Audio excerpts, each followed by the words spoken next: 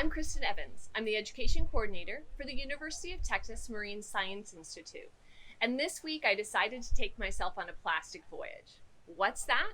Well, it was a chance for me to collect all the plastic debris that I'd put into my trash can or my recycling bin to figure out what it is that I'm using all week long and how I can reduce my use of plastic. Now, plastic can be a really great thing. It helps keep our food fresh, it helps keep us safe in many ways, and it's useful for a lot of products we need to survive.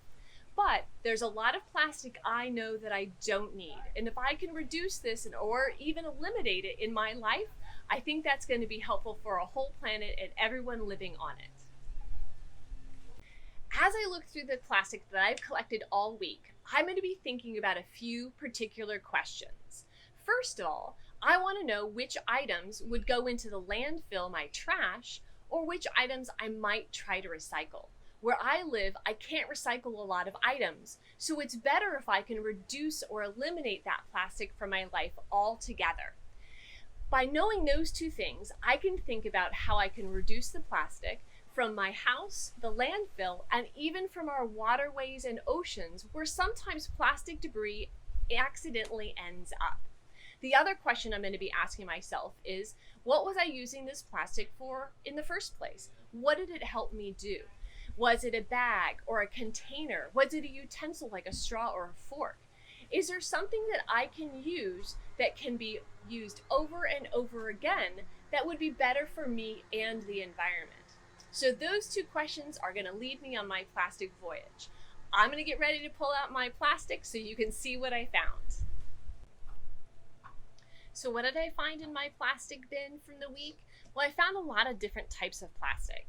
I found plastic that was light and easy to crunch up or fold, like bags and small containers, like these berry containers. I also found hard plastic, things that carried maybe some cleaning product or other things that I might use, like my mustard container.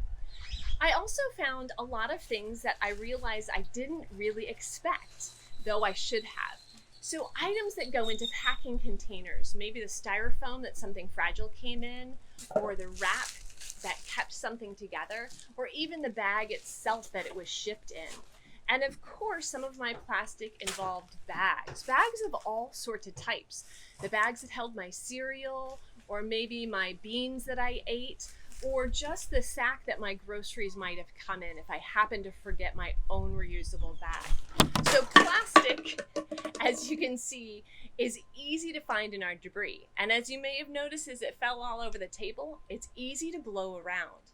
So plastic doesn't always stay where it needs to in the trash bins that we put it in, the landfill that we put it in, or even the trucks that are taking it to the landfill.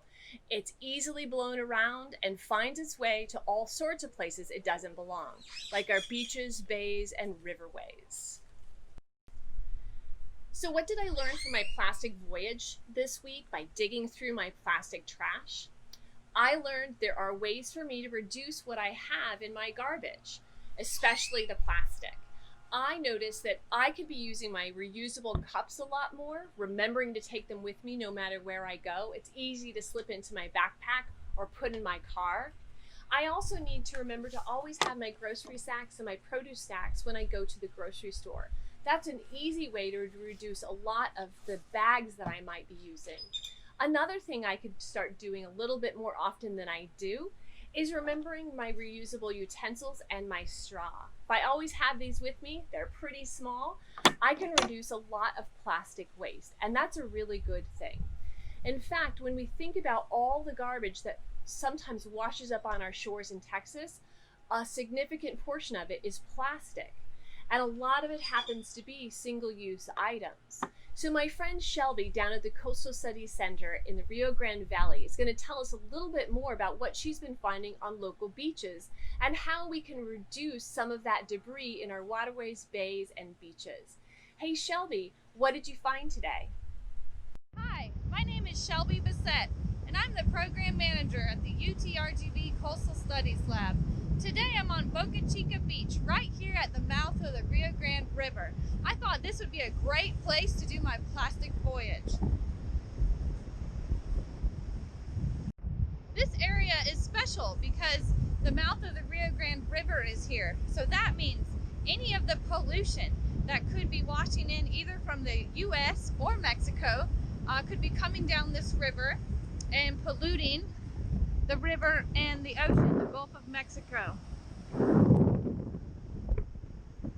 However, some of the trash we find here was actually left by people maybe visiting on the weekend. So we can tell old trash from new trash. So old trash is usually faded and new trash has all the color. So when you're looking outside, you might want to look around your area to see, was this trash recent? Did it just blow in, or did someone drop it here today? Or maybe it's been out in the environment a long time. All right, we've got another flip-flop here. This flip-flop has turtle bites. All of these are turtle bites on that. All right, a bumper. Lots of different trash here in the tide line right now. Bottles. Okay, here we go. This one's good because I think this is more recent. This other trash I see is very faded. You know, you can't even see a label, but this might have blown in here. It's more recent. Chip bags, things like that can easily blow in. What else? Let me check it out. You know, we have a trash bin. Some stuff in there, not too much. Some stuff might fall off of boats out in the water. These usually are used by shrimpers or fishermen. All right, we even have a clothes hanger. You know, not sure. I guess this must float too.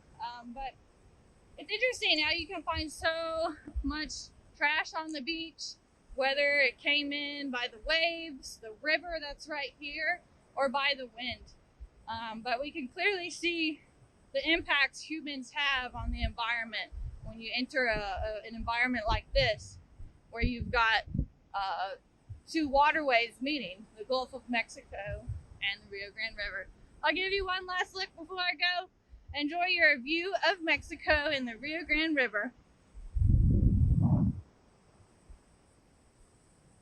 Now that we've been on this plastic voyage through Kristen's home and what she uses there, what she found, and also here on the beach at Boca Chica, I want you guys to look at your areas, look in your homes, your neighborhoods, parks, or waterways nearby, and think about the plastic voyage that the items you find have been on.